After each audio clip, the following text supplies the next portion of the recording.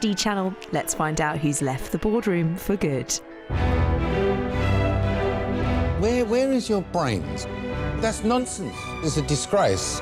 The failure's down to you. You're fired. You're fired. You're fired.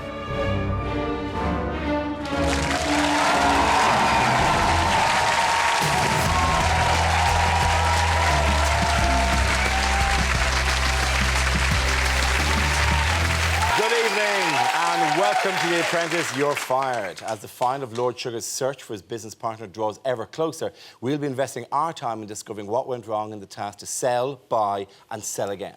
For the last 10 weeks, we've watched candidates desperately trying to learn the business tricks that could make them as rich as Lord Sugar. They've learned pricing, negotiation, sales and marketing. But none of that actually matters. Because if you're serious about business, I mean if you really want to make some money, all you have to do is buy more of these. This, my friend. Yes.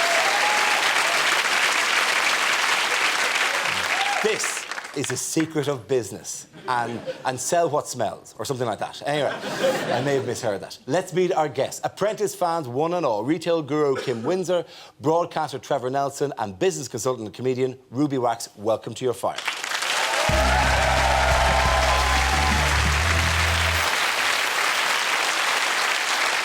Tonight's task seems simple enough. Sell the stuff, then reinvest the money and buy more, and then go selling again. But it led to the downfall of our global superstar. The person going today doesn't necessarily mean that they're a failure in any way or form. It means they're not made for me. And on that basis, I have to say that it is with regret, Melody, that you're fired. Thank you, Lord Sugar, Nick, Karen. Please welcome Melody Hosseini.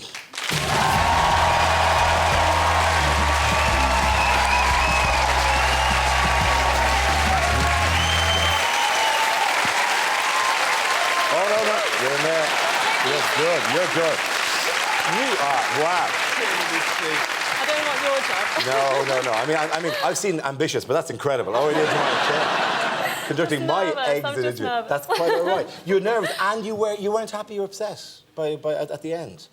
It was extremely emotional because I really, really wanted it. But when he said take 100 quid off, I thought we had it.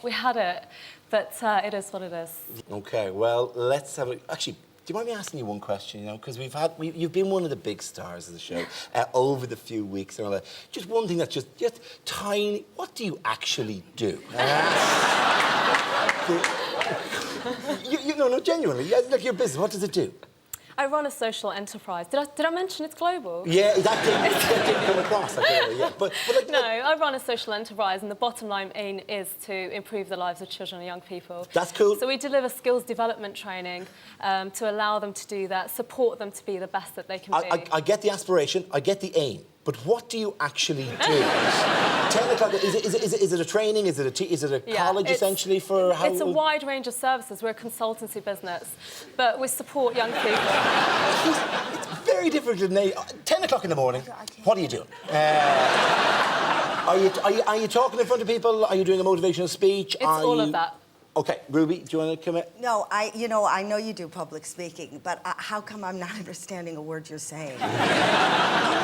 No, I don't mean to be mean, but I understand consultancy. That's loud and clear. But consultancy, is it to do with language or mime? I just don't understand. What are you teaching the kids? To play the tuba? It could be anything. Yeah. And why would kids want to go into business when they're kids?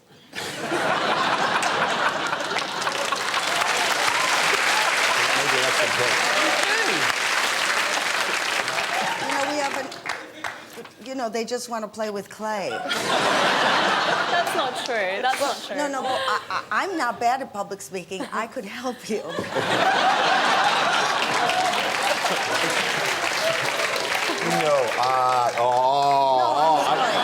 Watch me smell the room. No. The point, which you think, is that it is what you're doing, and you've spoken a few times, is a little bit vague. Yeah. Millions of young people volunteer every year within their communities, but it's how do you combine that passion with a real business model, and that's what makes social enterprise and a social entrepreneur. So we support young people to combine their passions with skills to be able to achieve their vision. When are you...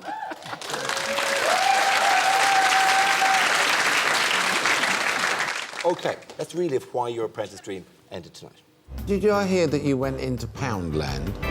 It says in the front of the shop, we sell things for £1. Can't sell in the shop because this is a pawn shop, everything. Yes, I understand. Now, nothing you had there could be sold to somebody for them to sell for £1.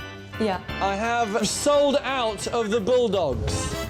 Digital alarm clock, 20 of these. One thing I said was that the nodding dogs were really, really popular. Yeah. It's a shame we didn't get some more. The whole principle of this is to replenish what you know is sold. Yes. Digital alarm clock, radio. No? You're supposed to smell what Yes. is selling. This was selling. This was selling. Why did you not buy more of these? Oh, God, the bane of my life, that nodding dog. Yeah, absolutely. We should have done, really. What happened was that we called up the wholesaler that had them. They didn't have any left where we called. And the one that they did, which the other team went to, they only had that and not the other items that I wanted. But what we did do, we got more of the phone chargers, and that did sell. Kim, you've been involved with brands like Pringle, M&S, Aquascoot, and what did you think? Yeah, I mean, I would have just loved to have done this one. I mean, really, retail is very straightforward. It is about the product and the customer.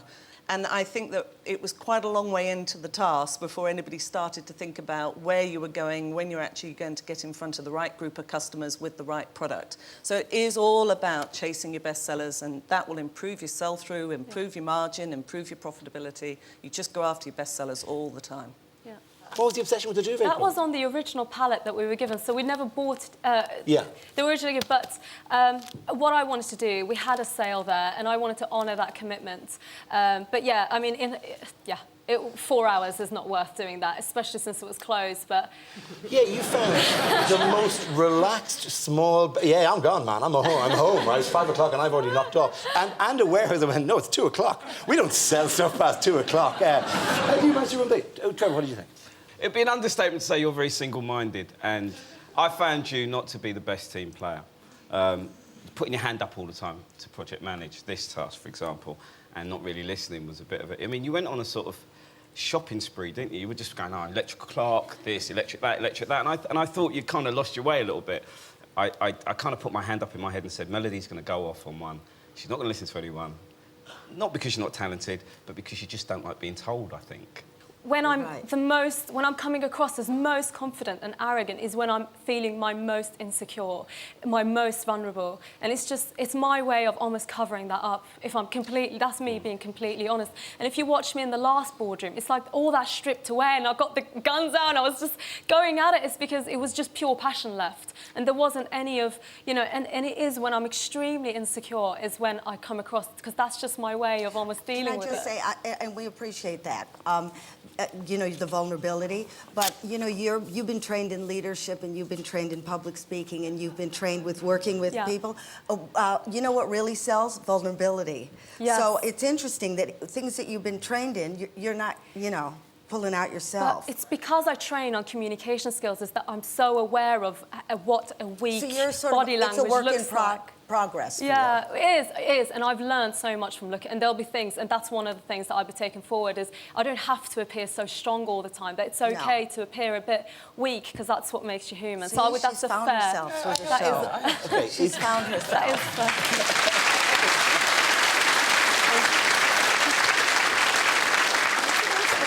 is This is your second time as PM, and the first time we had in the show sisters that we've ever had a project manager facing an uprising. I heard there was like a coup in the kitchen. Is it best if I take over as project manager?